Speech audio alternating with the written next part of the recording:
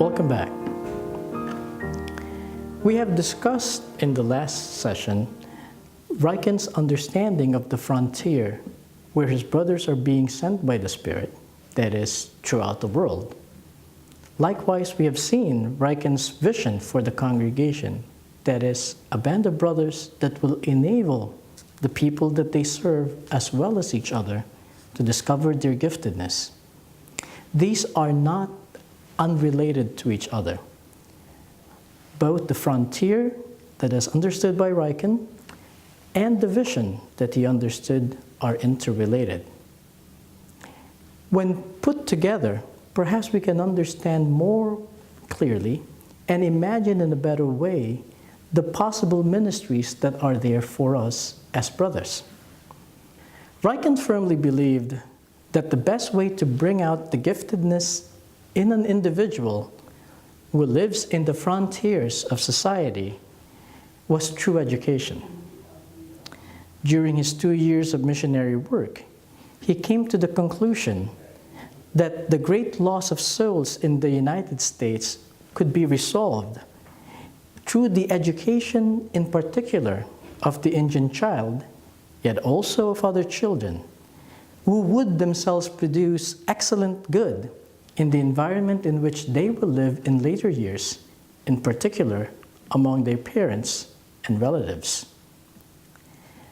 Riken would elucidate further on this understanding by writing, quote, "If education is so great before God, so useful to the church, and so good in itself in countries where the young have so many teachers and other spiritual help, what shall it be to perform this in a land where they are nearly deprived of help?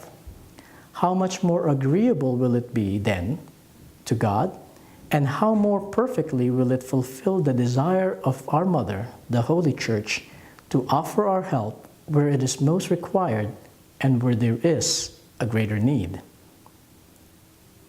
At the beginning of 1839, Riken paraphrased his original proposal to include the following, quote, "The purpose of this congregation is to establish a congregation of laymen who will devote themselves in particular to the children of the male sex, and among those especially to orphans and the deaf and dumb. As to the first named, they will work at their education by religious instruction and by teaching them handicrafts, arts, and languages, so that these children will be given back to the church, the religious state or society as perfect Christians. By the same token, Christianity will be sanctified and improved through them. As to the second named, they too should become good Christians and be given to the society or to the institute. Moreover, they will apply themselves to the teaching of catechism to other children, also in schools, and give religious instructions to prisoners, here in Europe as well as in other countries, but especially in America, in those places where this can be done." Although the plan envisioned by Riken would change because of historical circumstances, his attention and belief in the proper education of the people that are to be served by him and his brothers continued. In fact, Riken showed deep concern with the regular classroom work of his brothers. He held schools in extremely great esteem, since he saw in them adequate means for the realization of his stated purposes, meaning the religious education of youth, the formation of perfect Christians, and the promotion of a flourishing Christianity. Some of his contemporaries described Riken as a most talented teacher, and they underlined the fact that in spite of his duties as general superior, as well as his many travels, Riken used to visit the classrooms frequently and assiduously. Extensive references could be produced about the way he tried to improve the methods of his brothers, the travels that he undertook for that purpose, and his interest in books and reviews dealing with education. The need for brothers to staff the increased number of schools went hand in hand, however, with the desire for ecclesiastical approval for the congregation's existence. Thus, with little or no formation at all, young Xaverians were assigned to classrooms, and the situation unfortunately prevailed long beyond Riken's term as General Superior. Fortunately, someone like Brother Isidore Couple addressed the issue during his term as Provincial of the United States, insisting on the professional training of the brothers in America and the expansion of their work in secondary schools. Now, Riken's deep interest in pedagogy and in schools, as well as that of his brothers, were not directed only to the needs of the congregation, but to the needs of the whole church. These needs were, of course, different from those that we have today. Present-day social awareness cannot forgo such universal issues as the problems of hunger, violence, war and peace, and an active co-responsibility in environmental and ecological questions. Xaverians are hopefully still flexible enough to adapt themselves once again, extending their attention and efforts to all the educational needs of today's industrialized and technological society, as well as to those who may be victims of our sophisticated modern way of life. Once there was a debate among pedagogues in the United States concerning what education meant. Some say that education signified to instruct or to nourish. Others argued that education, in essence, meant to lead someone out of something. However, most pedagogues today would say that education is about both. We educate when we are instructing people as well as leading them out of ignorance to enlightenment.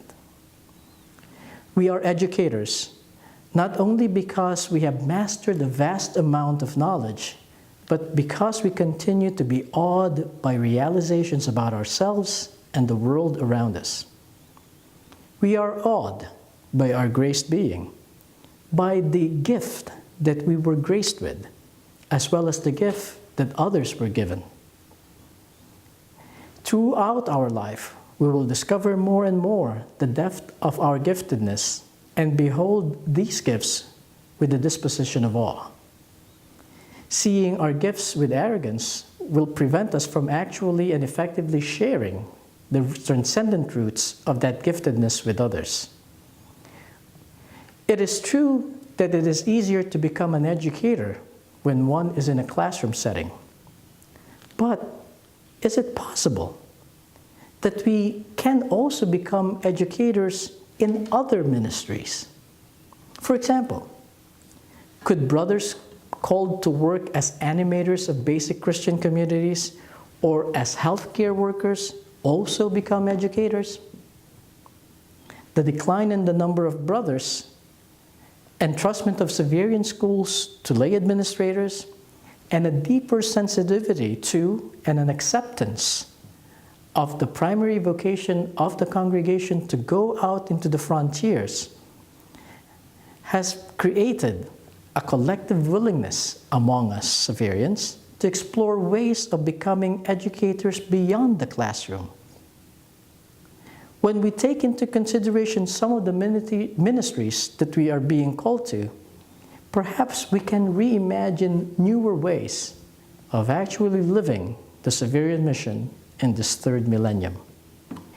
We end this presentation by asking you to reflect and share on the following questions. Number 1,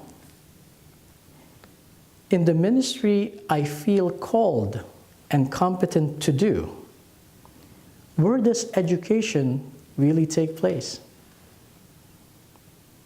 Number 2, how can new ministries that the congregation will embrace and have embraced continue to reflect the congregational vision which the Spirit continually invites us to realize in response to the needs of the times in the church?